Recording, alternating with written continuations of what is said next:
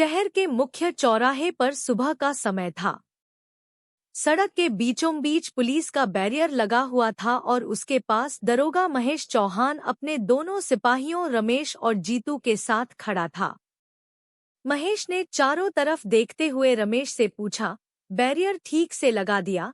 रमेश ने तुरंत जवाब दिया, जी साहब, सड़क पूरी तरह बंद है। अब जो भी वाहन यहाँ से गुजरेगा पहले हमारे सामने रुकेगा। महेश के चेहरे पर चालाक मुस्कान आ गई। उसने कहा, सुबह का समय ही सबसे अच्छा होता है। लोग काम पर जाने की जल्दी में होते हैं और ज्यादा बहस भी नहीं करते। आज कोई भी बिना पैसे दिए यहाँ से नहीं जाएगा।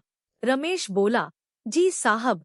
महेश ने समझाते हुए कहा, याद रखना, जो आदमी चुपचाप पैसे दे दे उसे तुरंत जाने देना, लेकिन जो सवाल करे या बहस करे उसे कुछ देर रोकना। गरीब हो या अमीर, हमें किसी की मजबूरी से मतलब नहीं होना चाहिए। जीतू हंसते हुए बोला, साहब, आज तो अच्छी कमाई होगी। महेश ने कहा, अभी दिन शुरू हुआ है, शाम तक जेब नोटों से भर जाएगी।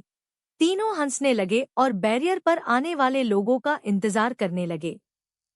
कुछ ही देर बाद एक मजदूर अपनी पुरानी बाइक लेकर बैरियर पर पहुंचा। रमेश ने हाथ उठाकर उसे रोक दिया और बोला, ओ बाइक वाले, गाड़ी साइड में लगाओ। मजदूर ने तुरंत बाइक रोक दी। रमेश ने कड़क आवाज में कहा, कागज दिखाओ। मजदूर ने सभी दस्तावेज निकालकर उसके हाथ में दे दिए। रमेश ने कागज देखे और कहा, कागज तो पूरे हैं। मजदूर ने राहत की सांस लेते हुए कहा, जी साहब, सारे कागज सही हैं। तभी महेश ने कहा, अब 500 रुपए निकालो। मजदूर हैरान हो गया और बोला, लेकिन साहब, किस बात के 500 रुपए? महेश ने उसे घूरते हुए कहा, ज्यादा सवाल मत पूछो, यहाँ से निकलना है तो पैसे देने होंगे। मजदूर ने हाथ जोड़कर कहा, साहब, मैं फैक्ट्री में मजदूरी करता हूँ। पूरे दिन मेहनत करने के बाद 500 रुपए मिलते हैं। घर में छोटे बच्चे हैं और आज का खर्च भी इसी पैसे से चलना है। महेश ने बेरुखी से कहा, हमें अपनी कहानी मत सुनाओ, पैसे निकालो। मजदूर ने जेब टटोली और बोला, साहब, मेरे पास सिर्फ 300 रुपए हैं। महेश ने कहा, वही निकालो। मजदूर ने मजबूरी में 300 रुपए दे दिए और भारी मन से बाइक लेकर आगे बढ़ गया। मजदूर के जाने के बाद एक सब्जी वाला अपनी छोटी गाड़ी लेकर वहां पहुंचा। रमेश ने उसे भी रोक लिया। सब्जी वाला हाथ जोड़कर बोला, नमस्ते साहब। महेश ने बिना जवाब दिए कहा, पहले पैसे निकालो। सब्जी वाला घबराकर बोला, साहब, मैं मंडी जा रहा हूँ, सब्जियां बेचकर शाम को लौटते समय पैसे दे दूंगा। महेश ने कहा, मैं उधार का काम नहीं करता, अभी पैसे निकालो। सब्जी वाले ने अपनी जेब देखी और कहा, साहब, अभी मेरे पास सिर्फ 200 रुपए हैं। महेश ने गुस्से में कहा, ये तो बहुत कम है। सब्जी वाला बोला, साहब, यही मेरे पास बचे हैं, अगर ये भी दे दिए तो मंडी में सामान खरीदने के लिए कुछ नहीं बचेगा। महेश ने रमेश से कहा, इसकी सब्जियां नीचे उतरवा दो। यह सुनते ही सब्जी वाला घबरा गया। उसने हाथ जोड़कर कहा, नहीं साहब, ऐसा मत कीजिए, सब्जियां खराब हो जाएंगी और मेरा पूरा नुकसान हो जाएगा। महेश ने कठोर आवाज में कहा, तो फिर पैसे पूरे करो। सब्जी वाले ने मजबूरी में अपनी जेब में रखे सारे 200 रुपए निकाल कर दे दिए। महेश ने पैसे लेकर कहा, अब आया ना सीधा रास्ता, चलो यहाँ से निकलो। सब्जी वाला चुपचाप अपनी गाड़ी लेकर चला गया और पीछे मुड़कर पुलिस वालों को देखता रहा। कुछ देर बाद एक बुजुर्ग व्यक्ति धीरे धीरे वहां पहुंचा। उसके हाथ में दवाइयों की पर्ची थी और वह काफी परेशान दिखाई दे रहा था। उसने बैरियर के पास पहुंचकर कहा, बेटा, मुझे अस्पताल जाना है। रमेश ने कहा, पहले पैसे निकालो। बुजुर्ग ने हाथ जोड़कर कहा, बेटा, बहुत जरूरी दवा लेने जा रहा हूँ। डॉक्टर ने तुरंत लाने को कहा है। महेश ने कहा, हमें इन बातों से कोई मतलब नहीं। पहले पैसे दो, बुजुर्ग ने कांपती आवाज में कहा। भगवान के लिए जाने दीजिए, मेरे पास ज्यादा पैसे नहीं हैं। महेश ने बेरहमी से जवाब दिया। भगवान को बाद में याद करना, पहले पैसे निकालो। बुजुर्ग ने अपनी जेब से केवल 100 रुपए निकाले और कहा, मेरे पास सिर्फ इतने ही हैं। महेश ने पैसे लेकर कहा, वही दे दो और आगे बढ़ो। बुजुर्ग की आंखों में चिंता साफ दिखाई दे रही थी। उसने सोचा कि अब दवा कैसे खरीदेगा, लेकिन मजबूरी में उसे 100 रुपए देने पड़े। उसके जाने के बाद रमेश ने हंसते हुए कहा, साहब, आज तो सुबह से ही अच्छी कमाई हो रही है। महेश ने गर्व से कहा, अभी तो दिन शुरू हुआ है, शाम तक जेब और भारी होगी। इसी बीच नेहा नाम की एक युवती काम से अपने घर लौट रही थी। रास्ते में उसकी मुलाकात एक बुजुर्ग काका से हुई। नेहा ने मुस्कुराकर कहा, नमस्ते काका। काका ने उसे देखकर कहा, अरे नेहा बिटिया, आज बहुत देर कर दी। नेहा बोली, हाँ काका, आज काम थोड़ा ज्यादा था, अब जल्दी घर पहुंचना है। काका ने सामने लगे पुलिस बैरियर की ओर इशारा करते हुए कहा, बेटा, सामने पुलिस का बैरियर लगा है, संभल कर निकलना। नेहा ने हैरानी से पूछा, क्यों काका? मैंने तो कोई गलती नहीं की। काका ने धीमे स्वर में कहा, गलती हो या न हो, वहां के पुलिस वाले बिना पैसे लिए लोगों को जाने नहीं देते। गरीब आदमी हो तो और ज्यादा परेशान करते हैं। नेहा ने दृढ़ आवाज में कहा, मैं रिश्वत नहीं दूंगी। अगर मैंने कोई कानून नहीं तोड़ा है तो मुझे किसी को पैसे देने की जरूरत नहीं है। काका ने कहा, बेटा, मैं सिर्फ तुम्हें सावधान कर रहा हूँ। वहां के लोग बहुत दबंग हैं। नेहा मुस्कुराकर बोली, आप चिंता मत कीजिए काका, गलत बात के सामने चुप रहना भी गलत है। अगर वे मुझसे गलत पैसे मांगेंगे तो मैं साफ मना कर दूंगी। काका ने उसे आशीर्वाद दिया और नेहा अपने वाहन के साथ बैरियर की तरफ बढ़ नेहा बैरियर के पास पहुंची तो रमेश ने हाथ उठाकर उसे रोक दिया। उसने कहा, मैडम, गाड़ी साइड में लगाइए। नेहा ने वाहन रोकते हुए पूछा, जी, क्या बात है? रमेश ने कहा, कहाँ से आ रही हैं? नेहा बोली, काम से। रमेश ने कहा, अच्छा, तो 500 रुपए निकालिए। नेहा ने हैरानी से पूछा, किस बात के? महेश आगे आया और बोला, इस बैरियर से निकलने के। नेहा ने कहा, ऐसा कोई नियम नहीं है, मेरे पास वाहन के सारे कागज हैं और मैंने कोई कानून नहीं तोड़ा। महेश ने कहा, हमें कागजों से मतलब नहीं, यहाँ हमारा नियम चलता है। नेहा ने दृढ़ता से कहा, मैं गैरकानूनी पैसे नहीं दूंगी।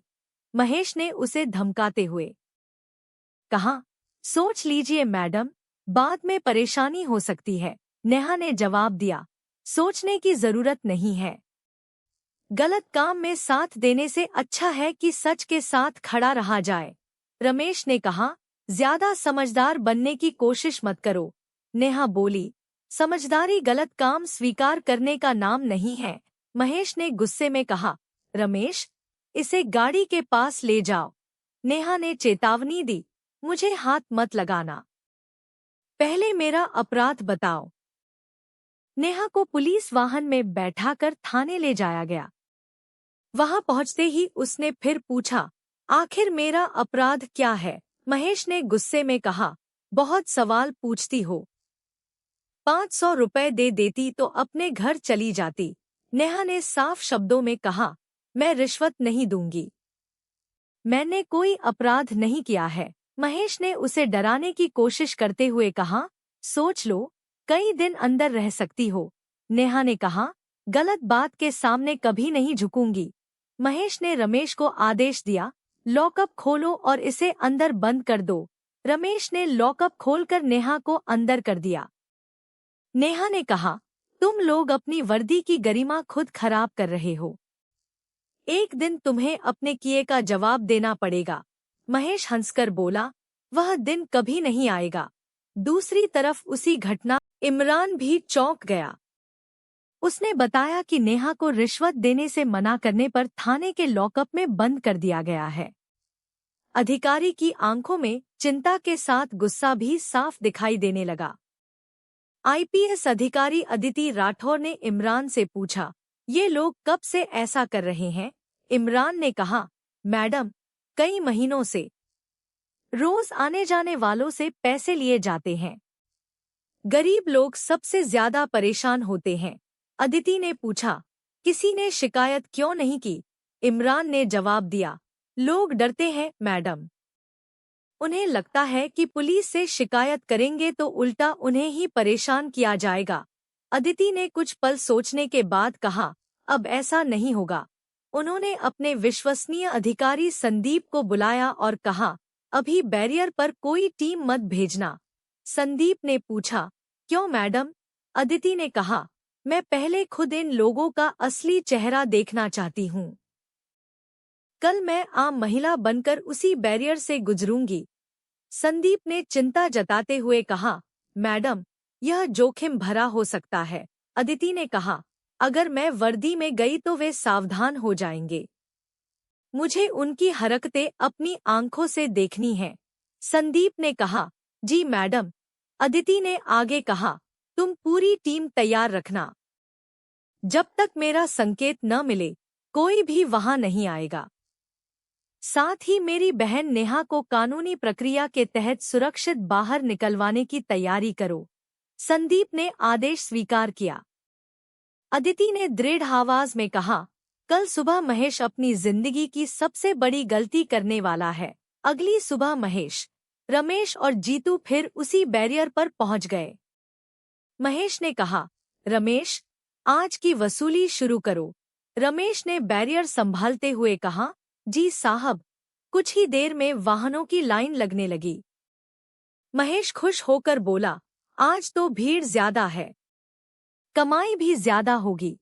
तभी एक साधारण कपड़ों में महिला अपनी कार लेकर वहां पहुंची। वह वास्तव में आईपीएस अधिकारी अदिति राठौर थी, लेकिन पुलिस वालों को उनकी पहचान नहीं थी। रमेश ने हाथ उठाकर कहा, मैडम, गाड़ी साइड में लगाइए। अदिति ने शांत स्वर में कहा, ठीक है। रमेश ने कागज मांगे। अदिति ने सारे दस्तावेज दे दिए। रमेश ने कहा, कागज तो पूरे हैं। महेश ने तुरंत कहा, अब 500 रुपए निकालिए। अदिति ने पूछा, किस बात के? महेश ने कहा, इस बैरियर से गुजरने के। अदिति बोली, लेकिन मैंने कोई नियम नहीं तोड़ा। फिर पैसे क्यों दूं? महेश ने कहा, यहाँ नियम हम तय करते हैं। अदिति ने कहा, कानून ऐसा नहीं कहता। महेश ने गुस्से में कहा, हमें कानून मत समझाइए, पैसे दीजिए। अदिति ने साफ कहा, मैं रिश्वत नहीं दूंगी। रमेश ने महेश की तरफ देखकर कहा, साहब, यह भी कल वाली लड़की जैसी लग रही है। महेश ने कहा, लगता है आज फिर लॉकअप भरना पड़ेगा। अदिति ने जानबूझकर बातचीत आगे बढ़ाई ताकि पुलिस वालों की पूरी सच्चाई सामने आ सके। उन्होंने पूछा, क्या यहाँ हर उस इंसान को परेशान किया जाता है जो पैसे देने से मना करता है? महेश ने घमंड से कहा, हाँ। जो पैसे नहीं देता उसे सबक सिखाया जाता है। अदिति ने पूछा, गरीब लोगों से भी जबरदस्ती पैसे लेते हो? रमेश हंसकर बोला, गरीब हो या अमीर, रास्ते से गुजरना है तो पैसे देने पड़ेंगे। अदिति ने पूछा, और महिलाओं से भी? महेश ने कहा, इस बैरियर से गुजरने वाला कोई भी व्यक्ति पैसे देगा। अदिति कुछ क्षण शांत रहीं और फिर बोली, अच्छा, अब अपना नाम बताइए। महेश ने चिढ़कर कहा, तुम्हें इससे क्या मतलब? अदिति ने कहा, बस जानना चाहती हूँ कि जनता से पैसे मांगने वाला कौन है। महेश ने गुस्से में कहा, अपना नाम बताने की जरूरत तुम्हें है। अदिति ने शांत स्वर में कहा, मेरा नाम अदिति राठौर है। महेश ने कहा, तो इसमें क्या बड़ी बात है? अदिति ने अपना पहचान पत्र निकालते हुए कहा, आईपीएस अदिति राठौर, इस जिले की पुलिस अधीक्षक। यह सुनते ही महेश के चेहरे का रंग उड़ गया। रमेश के हाथ कांपने लगे। जीतू पीछे हट गया। महेश हकलाते हुए बोला, मैडम, हमें पहचान नहीं हुई। अदिति ने कहा, अगर मैं आईपीएस नहीं होती तो क्या मेरे साथ भी वही करते जो बाकी लोगों के साथ करते हो?